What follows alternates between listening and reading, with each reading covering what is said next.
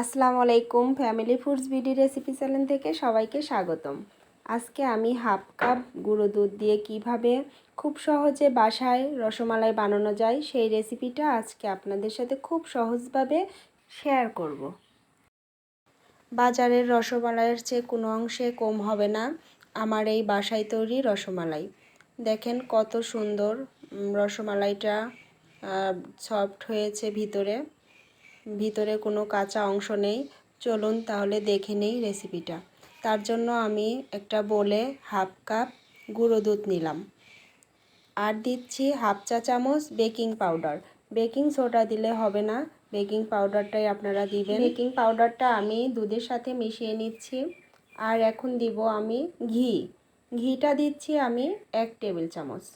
1 table চামচের মতো ঘি দিয়ে আমি দুধের সাথে মিশিয়ে নিচ্ছি। আপনারা চাইলে সাদা তেলটাও ইউজ করতে পারেন, তবে ঘিটা দিলে সুন্দর একটা ফ্লেভার আসে, তেল দিলে ওরকম একটা ফ্লেভার আসবে না। তো এখন দিচ্ছি আমি একটার মতো ডিম, হলুদ অংশ আর সাদা অংশ দুটাই ফেটিয়ে মিশিয়ে নিয়েছি। ডিমটা আমি একবারে দিব না, আমি অল্প অল্প করে দিয়ে মেখে নিব। যতটা আমার ডিম প্রয়োজন হবে ব্যাটারটা রেডি করতে, ঠিক ততটুকু পরিমাণেই নিব। তো এইভাবে আমি ভালোভাবে ব্যাটারটা তৈরি করে নিচ্ছি। ব্যাটারটা মাখানো হয়ে গেলে রেস্টে রাখার কোনো প্রয়োজন নেই। এভাবে আমি রসমালাইয়ের ব্যাটারটা রেডি করে নিয়েছি। তো এখন আমি হাতটা ধুয়ে নিচ্ছি, নিয়ে সামান্য পরিমাণে ঘি হাতে মেখে নিয়েছি। এবার রসমালাইয়ের শেপটা দিয়ে দেখাবো। 2 হাতের সাহায্যে আমি রসমালাইয়ের শেপটা দিচ্ছি। তো এইভাবে আপনারা রসমালাইয়ের শেপটা দিবেন যেন মসৃণ, স্কিনটা অনেক মসৃণ হয়। এবড়ো থেবড়ো হলে কিন্তু হবে না, তাহলে দুধে দেওয়ার সাথে সাথেই গলে যাবে। তো সুন্দর করে সবগুলো শেপ আমি এইভাবে বানিয়ে নিচ্ছি। তো আপনারা চাইলে গোল শেপটাও দিতে পারেন। তো আমার কাছে এটা ভালো লাগে, আমি এই শেপটাই করছি। তো সবগুলো রসমালাই তৈরি হয়ে গেছে। আমার হাফ কাপ দুধ দিয়ে অনেকগুলো রসমালাইয়ের শেপ হয়েছে। এবার আমি চুলায় চলে যাব। চুলাতে আমি একটা কড়াই বসিয়ে দিয়েছি, কড়াইটা ছড়ানো কড়াই দিয়েছি। তো আপনারা রসমালাই বানানোর সময় ছড়ানো কড়াই দিবেন। আর দিলাম 1 কেজি তরল দুধ। এবার দুধটাকে আমি বলক উঠায় নিব।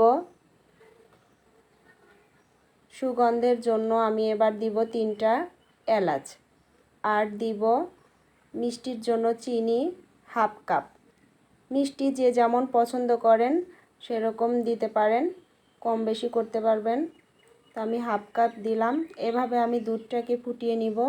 দুধটা যখন একটা বলক উঠে যাবে তখনই আমি রসমালাইগুলো দিয়ে দিব। দুধটা বেশি ঘন হলে রসমালাই দিলে অনেক সময় ফুলতে চায় না।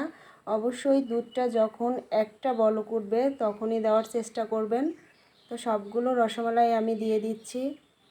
চুলার আঁচটা হাই ফ্লেমে রাখতে হবে, কমানো বাড়ানো যাবে না।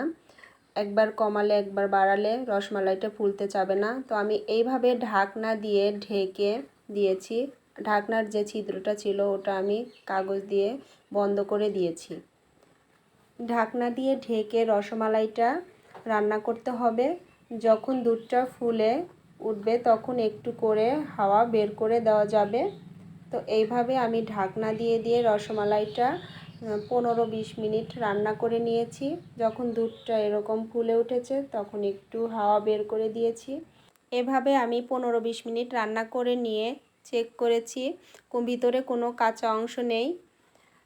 আমার রসমালাইটা অনেক সুন্দর ফুলকো এবং পারফেক্ট হয়েছে। তো আমার চ্যানেলটাকে এখনও যারা সাবস্ক্রাইব করেন নাই অবশ্যই আমার চ্যানেলটাকে সাবস্ক্রাইব করবেন। এবার আমি রসমালাইগুলোকে উঠায় নিব। অন্য একটা বাটিতে রসমালাই উঠিয়ে নিচ্ছি। দুধটাকে জাল দিয়ে নিতে হবে।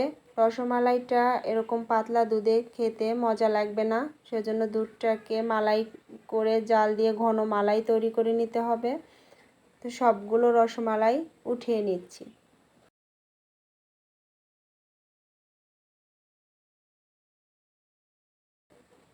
তো এবার দুধটাকে জাল করে মালাই তৈরি করে নিব। এরকম একটা ঘন মালাই তৈরি করে নিয়েছি। এবার মালাইটা অন্য একটা বাটিতে ঢেলে ঠান্ডা করে নিব। ঠান্ডা মালাইটা আমি রসমালাইয়ের উপরে দিয়ে দিলাম। আর রসমালাইটা ঠান্ডা খেতে যেহেতু ভালো লাগে, সেজন্য আপনারা অবশ্যই রসমালাইটা খাওয়ার আগে ফ্রিজে 1 ঘন্টা রেখে দিবেন। আমার বানানো রসমালাইটা বাজারের কেনা রসমালাইয়ের মতোই খুবই সুস্বাদু হয়েছে।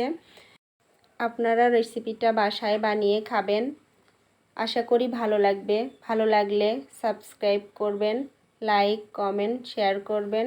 সবাইকে অনেক ধন্যবাদ।